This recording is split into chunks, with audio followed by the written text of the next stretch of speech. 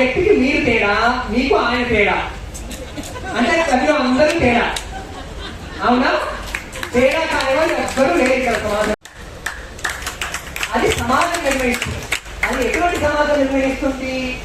కులము, జెండర్, పితృస్వామ్యము ఫలానా రూపంలోనే ఉండాలి, ఇది ఉంటేనే అధికారం మా చేతిలో ఉంటుంది అనుకునే సమాజము ఫలానా విషయాన్ని మాత్రమే బూతుగా చిత్రీకరిస్తుంది. ఆ బూతు ఎందుకు అబ్యూస్ కి గురవుతుంది, అది బూత్ ఎందుకు అయింది అనేది మనం ఎప్పుడు ప్రశ్నించుకోం. తేడా అని తేలిగ్గా అనేస్తాం చాలాసార్లు. క్వియర్ అనే పదం అటువంటిది. ఆంగ్లంలో క్వియర్ అనే పదాన్ని కూడా బూతుగా అట్లా వాడేవాళ్ళు. కమ్యూనిటీ వాళ్ళు క్వియర్ అనే పదాన్ని తీసుకుని అవును నేను క్వియర్ అయితే ఏంటి తగ్గించుకునే ఆస్కారం ఉంటుంది. లేకపోతే ప్రతి ఒక్కరిని తేడా అనే దృష్టితో చూసే అలవాటు అయిపోయింది మనందరికీ. ముఖ్యంగా ఎల్జీబీటీ వ్యక్తులు కనిపిస్తే, ఫలానా రకంగా కనిపిస్తే ఉద్యమాలకు కూడా గుర్తించుకోవాల్సిన, నేను రోజు నేర్చుకునే విషయం ఏంటంటే ఉద్యమాలలో కూడా రత్తగారి కమిటీకి వెళ్తుంటాం మేమందరం. ఒక్కరి కేసు లాగా నలుగురు వస్తాం మేము అందులో ఏ సంకోచం నలుగురు మా వాళ్ళు రావడంతో ఆగడం. అలా వస్తారు, వచ్చి అదే పోలీస్ స్టేషన్ లో ఆ పోలీసులు ఎవరన్నా దొరికితే వాళ్ళకి లైన్ వేస్తారు. ఎవరైనా వేరే వచ్చినప్పుడల్లా అవన్నీ కాస్త డిసిప్లిన్ చేస్తూ ఉండేది అన్నవాళ్ళని.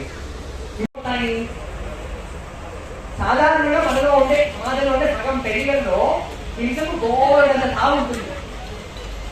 హింస జరిగిన పెళ్లిళ్ళన్నింటిలో ప్రేమ ఉండేది కూడా కష్టం ఉంది. సగం పెళ్లిళ్ళలో హింస ఎందుకు జరగదు అంటే సమాజంలో అమ్మో ఎవరు ఏమనుకుంటారు అనే భయమే ఉంటుంది. వేరే సంబంధాలలో అది లేదు కదా, ఎవరు అది చూడు మమ్మల్ని అసలు సంబంధాలుగా ఎవరు సంబంధాలుగా గుర్తించరు. సో మనలో హింస ఉందా లేదా? బాలగోపాల్ గారి స్మారక 15వ ఈవెంట్స్ చూస్తున్నాం. ప్రతి సంవత్సరం మేము బాలగోపాల్ గారి చనిపోయిన నెలలో తప్పకుండా దీంట్లో కాంటెంపరీ సమస్యలు, భారతదేశంలో ఉన్న కఠినమైన సమస్యలు తీసుకొని దాన్ని చాలా నిపుణులతో ఉపన్యాసాలు చేస్తాం. అట్లాగే ప్రపంచవ్యాప్తంగా బాగా కనిపిస్తున్న సమస్య ఉంది.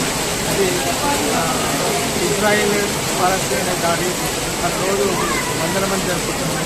దాని ప్రముఖ రచయిత, అలాగే దాని అథారిటీగా ఉన్న హసన్ వినాయక్ గారు చాలా వివరంగా మాట్లాడారు.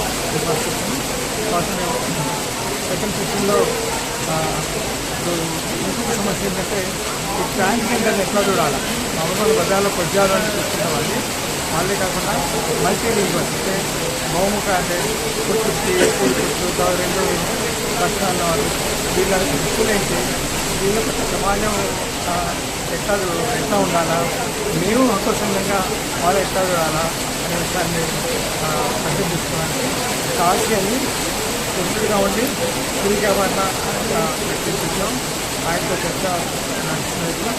తర్వాత అట్లాగే ఉమర్ ఖలీల్ గారు ఏమీ స్టూడెంట్, తను చాలా యాక్టివ్ స్టూడెంట్.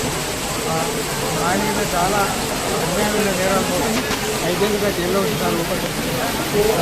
డాక్యుమెంట్స్ పెట్టడం. అలాగే ఈరోజు 3 పుస్తకాలు కూడా రిలీజ్ చేస్తాం. ఒకటి సోంపేట ఉద్యమంలో ప్రజలు పోరాటం చేస్తూ అక్కడ ఈ పవర్ కంపెనీని మూసేశారు, అదొక వస్తుంది. అట్లాగే ఆల్ ఇండియా యాక్షన్ కమిటీ బస్సులు ఏం జరుగుతుంది, ప్రతిష్ఠలు ఏం జరుగుతున్నాయి రిపోర్ట్ రాజీ అవుతుంది.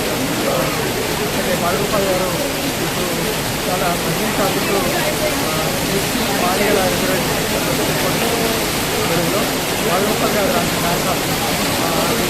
రాగానే బాలగోపాల్ గారు ఎంత న్యాయమైందని చాలా దూరమైన చాలా ప్రాంతాలకు కూడా